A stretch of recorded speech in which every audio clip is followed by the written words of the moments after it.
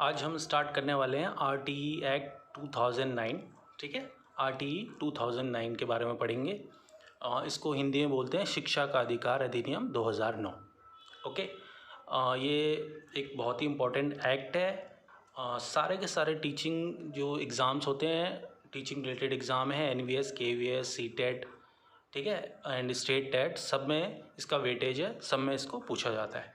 ठीक है, इसको स्टार्ट करते हैं। और स्टार्ट करने से पहले आपसे कहूँगा, अगर ये वीडियो आपको पसंद आएगी तो इस चैनल को सब्सक्राइब कर लेना। ओके, चलिए स्टार्ट करते हैं। तो शिक्षा का अधिकार अधिनियम 2009 सन 2002 में हमारी संसद में 86वां संविधान संशोधन किया गया। तो आपको क्या करना है, 2002 में 86वां संविधान संशोधन हुआ और वहाँ से ये स्टार्ट हुआ, आगे की कहानी वहाँ से शुरू हुई।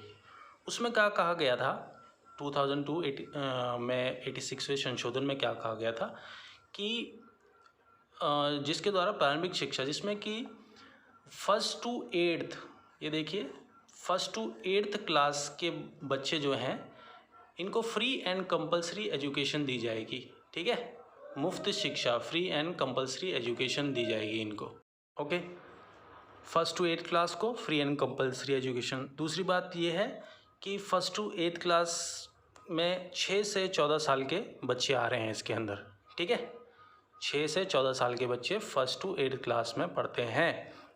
अब इसमें एक और चीज़ पूछ सकता है कि फर्स्ट से पहले की कोई बात नहीं है, यानी प्री प्राइमरी जो क्लासेस होती हैं उनकी कोई चर्चा नहीं है। LKG, UKG, नर्सरी, इनका कोई लेना देना नहीं है, और 8 से ऊपर की क्लास का भी कोई लेना देना नहीं है। तो याद रखना, 1 से 8वीं तक की कक्षा जिसमें कि 6 से 14 साल के बच्चे पढ़ते हैं, इनके लिए फ्री एंड कंपलसरी एजुकेशन है। इसको सरकार ने मौलिक अधिकार दिया है, बच्चों का मौलिक अधिकार है ये फ्री एजुकेशन पाना। आगे देखते हैं कि भाई ये एक ट्रिकी क्वेश्चन हो जाता है कि 6 से 14 तो फ्री कंपलसरी एजुकेशन 6 साल से 14 साल किन के लिए है, जो सामान्य बच्चे होते हैं। ठीक है, लेकिन जो विकलांग होते हैं, ये देखिए, जिनको दिव्यांग भी बोला जाता है, अब विकलांग बच्चों के लिए यही 6 से 14 से बढ़ के 6 से 18 साल तक है।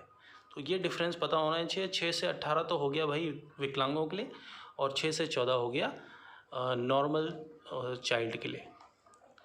अब इसके बाद है भाग 3 और अनुच्छेद 21A में रखा गया है।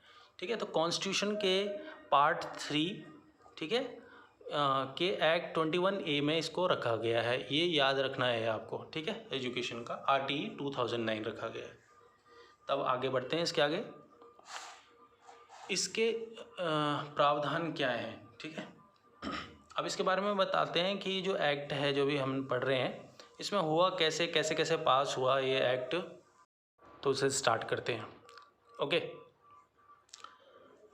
तो इसके प्रावधान हैं कि भारत की संसद में 4 अगस्त 2009 को पास हुआ। देखिए, 4 अगस्त 2009 में RTE एक्ट पहले संसद में पास हुआ। ठीक है, लोकसभा राज्यसभा वहाँ पास हुआ। संसद में जब पास हुआ उसके बाद ये गया राष्ट्रपति के पास। भाई कोई भी एक्ट है जब संसद में पास होता है उसके बाद राष्ट्रपति जी के पास जाता है, वो साइन करते हैं ना। तो उनके पास गया ये 4 अगस्त से 26 अगस्त को उन्होंने साइन कर दिए उसमें। ठीक है, 26 अगस्त को राष्ट्रपति जी ने साइन किए। जब ये 26 अगस्त 2009 को पास हो गया था, तो इसी को 26 अगस्त को ही तो इसको लागू हो जाना चाहिए था ना। जैसे राष्ट्रपति जी के साइन हो गए तो लागू हो जाना चाहिए था पूरे देश में, लेकिन नहीं हुआ। ये देखिए, इसे पूरे देश में लागू हुआ 1 अप्रैल 2010 को। ऐसा क्यों हुआ होगा, क्या रीज़न हो सकता है इसका? इसका रीज़न ये होता है कि इंडिया में हमारे यहाँ फाइनेंशियल ईयर 1 अप्रैल से स्टार्ट होता है, तो 1 अप्रैल से ही न्यू क्लासेस भी चलती हैं। ठीक है, नया सत्र चलता है, इस वजह से इसे नए सत्र में लागू करा गया और 1 अप्रैल 2010 से ये लागू हुआ। ओके, क्लियर हो गया यहाँ तक? आगे देखते हैं, चलिए। लागू होने के 3 साल के अंदर सारे स्कूलों को मान्यता प्राप्त करना अनिवार्य है। अब जैसे ये लागू हुआ तो पहले क्या होता था कि कई स्कूल जो बिना मान्यता के होते थे, बिना अथॉरिटी के, वो भी स्कूल चलाते थे लोग। ठीक है, लेकिन जब से ये एक्ट 2010 में पास लागू हुआ है, तब से उन्होंने कहा सबसे पहले कि भाई 3 साल के अंदर जितने भी जो इलीगल स्कूल्स चल रहे हैं उस 3 साल के अंदर जल्दी से वो मान्यता ले लें। पहली चीज़ तो ये। दूसरा कहा गया कि 5 साल के अंदर, ठीक है, 2010 के बाद 5 साल के अंदर यानी 2015 तक क्या करें, जो भी टीचर स्कूलों में पढ़ा रहे हैं वो अनट्रेंड नहीं होने चाहिए, यानी सारे के सारे ट्रेंड होने चाहिए। क्या होने चाहिए? ट्रेंड टीचर होने चाहिए, यानी कि जैसे उन्होंने बीएड किया हो या डीएलएड किया हो। तो ऐसे नहीं है कि कोई किसी ने 12th पास करी या ग्रेजुएशन करा और स्कूल में पढ़ाने लग गया, जो कि पहले करते ही थे, लेकिन अब जो रूल है उसमें ऐसा नहीं है, अब वो ट्रेंड होना ही चाहिए। ओके, ये सारे के सारे इंपॉर्टेंट चीज़ें इसको याद रखना। 3 साल के अंदर हर स्कूल को मान्यता लेनी पड़ेगी, ठीक है, जिनको मान्यता नहीं है, और 5 साल के अंदर हर टीचर को अपनी ट्रेनिंग पूरी करनी चाहिए कि चाहे वो पीआरटी का टीचर है तो उसको डीएलएड या बीटीसी करना होगा, एंड अबव का टीचर है यानी जूनियर का या सीनियर का है तो उसको 5 साल के अंदर कोर्स करना ही पड़ेगा, बीएड करना ही पड़ेगा। ओके, बढ़ते हैं आगे। चलिए आगे बढ़ते हैं। 6 से 14 वर्ष तक का बच्चा स्कूल से बाहर ना करें, यानी फ्री एंड कंपलसरी एजुकेशन देनी ही पड़ेगी। कोई बच्चा 6 से 14 वर्ष का अगर स्कूल में पढ़ रहा है तो उसको स्कूल के जो प्रबंधक है उनको लेना ही पड़ेगा और स्कूल में एडमिशन देना ही पड़ेगा। उसके बाद है 8वीं तक सब पास किए जाएं। देखिए पहले क्या होता था कि बच्चे जो हैं 8वीं से पहले भी काफ़ी बच्चों को फेल कर दिया जाता था, ठीक है, दोबारा उसको क्लास रिपीट करने के लिए बोला जाता था। लेकिन 2010 में जब ये एक्ट पास हुआ, लागू हो गया था, देन 8वीं तक के जो बच्चे हैं, 1st to 8th क्लास तक के जो बच्चे जिनके लिए फ्री एंड कंपलसरी एजुकेशन था, उनको बोला गया कि इनको आपको पास करना ही पड़ेगा, इनको रिपीट नहीं करा सकते आप क्लास। ओके, क्लियर है यहाँ तक? आगे बढ़ते हैं। प्रत्येक अध्यापक प्रति सप्ताह, अब देखिए बहुत इंपॉर्टेंट चीज़ है कि टीचर्स पे बहुत ज़्यादा लोड हो रहा था, ठीक है, तो इसलिए क्या करा गवर्नमेंट ने कि जो टीचर हैं, अध्यापक जी हैं, उनके लिए एक सप्ताह में यानी 7 दिन में 45 घंटे, सिर्फ 45 आवर्स का वर्क करेंगे वो, ठीक है, ये 1 वीक की बात कर रहा हूँ मैं।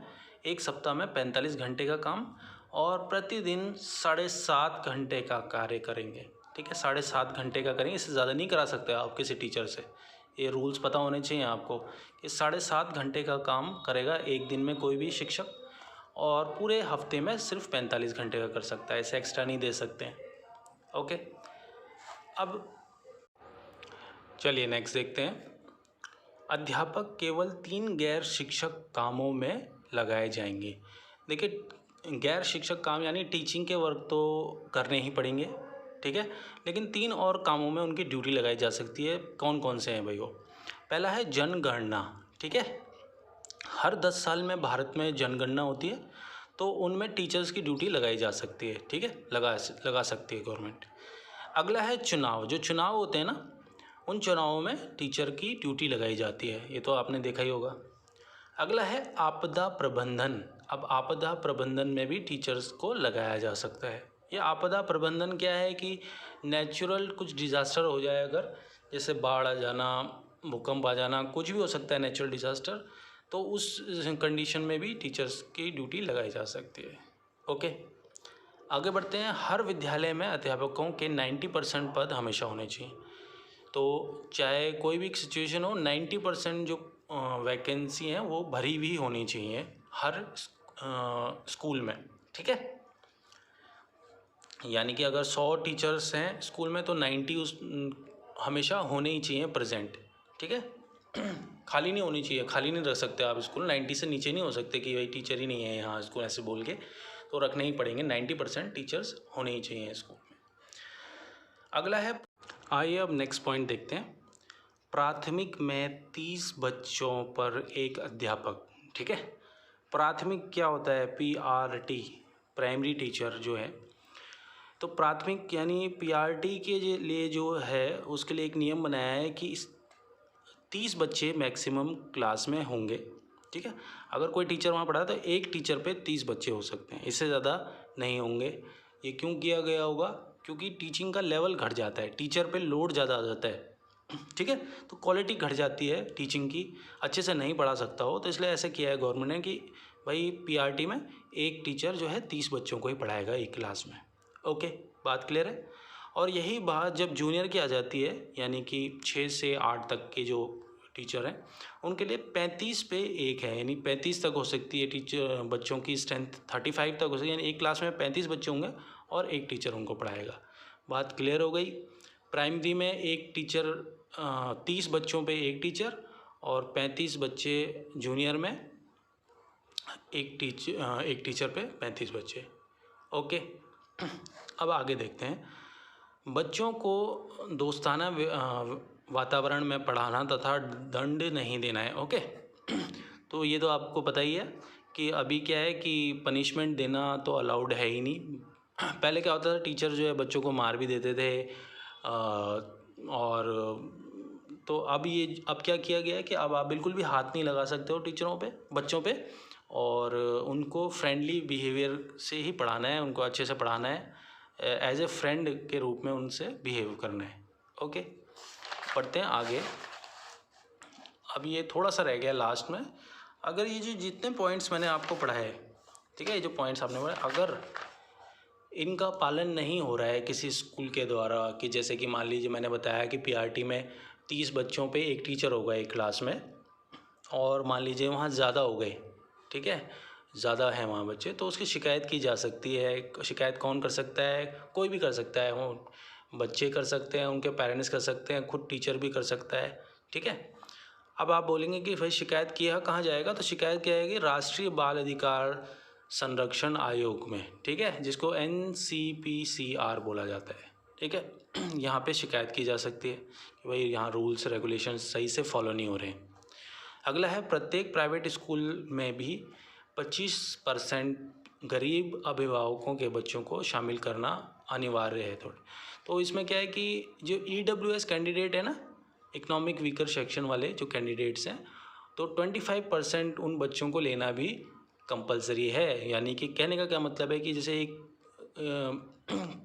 जहाँ पे मान लीजिए 100 बच्चे हैं, जो मान लीजिए स्कूल में 100 बच्चों में से क्या करेंगे कि 25 बच्चे जो हैं वो EWS कैटेगरी के होने चाहिए, ठीक है, आपको लेने ही पड़ेंगे 25 के, कि गवर्नमेंट ने रूल बना रखा है 100 में से 25 EWS के लिए सीट रिजर्व। नेक्स्ट है, इन बच्चों को कोई फ़ीस नहीं देनी है। इसमें क्या होगा, जो EWS कैंडिडेट बताया ना मैंने, इकोनॉमिक विशेषण, अगर कोई स्कूल में बच्चे एडमिशन लेते हैं तो इनको कोई फ़ीस नहीं देनी होती, फ्री में पढ़ेंगे ये बच्चे। अगर कोई स्कूल वाला इनसे फ़ीस ले रहा है तो क्या होगा, तो उसकी कंप्लेन की जाएगी और उसको 25,000 रुपये कंप्लेन में देने पड़ेंगे उसको, पेनल्टी के रूप में, उस स्कूल वालों को, ठीक है। तो ये फर्स्ट टाइम में है। लेकिन अगर फिर भी मान लो एक बार 25,000 रुपये दे के वो नहीं माना स्कूल वाले, तो फिर अगली बार उनको 50,000 रुपीज़ की पेनल्टी देनी पड़ेगी गवर्नमेंट को, ठीक है। बात समझ में आ गई? तो बस यहीं तक का है ये आपका RTE एक्ट 2009। इसके सारे क्वेश्चंस जो बन रहे हैं उनके लिए मैंने सारे आपको बता दिए हैं। इससे बाहर एक क्वेश्चन नहीं आ सकता, कोई क्वेश्चन बनेगा ही नहीं, ठीक है। शुरू से स्टार्ट कैसे हुआ है ये, उसमें था क्या क्या, और लास्ट में पेनल्टी वगैरह, इसकी शिकायत कहाँ कर सकते हैं, NCPCR में इसकी शिकायत कर सकते हैं। 25% इनका कोटा होता है EWS का, एंड 25,000 पेनल्टी है अगर नहीं माना स्कूल वालों ने, और नेक्स्ट टाइम 50,000 रुपीज़ पेनल्टी पड़ेगी, ठीक है। तो यहाँ पे ये आपका कंप्लीट होता है RTE 2009, ठीक है फ्रेंड्स। तो इसके बाद एक दूसरे टॉपिक के साथ आऊँगा मैं, और अगर वीडियो अच्छी लगी होगी तो इसे सब्सक्राइब कर लेना, ठीक है, और शेयर कर देना अपने फ्रेंड्स के साथ। और कोई क्वेश्चन अगर आपको पूछना होगा, अगर कुछ समझ नहीं आता तो कमेंट कर देना और मैं रिप्लाई करूँगा इसको, ठीक है। Okay friends, see you later, bye.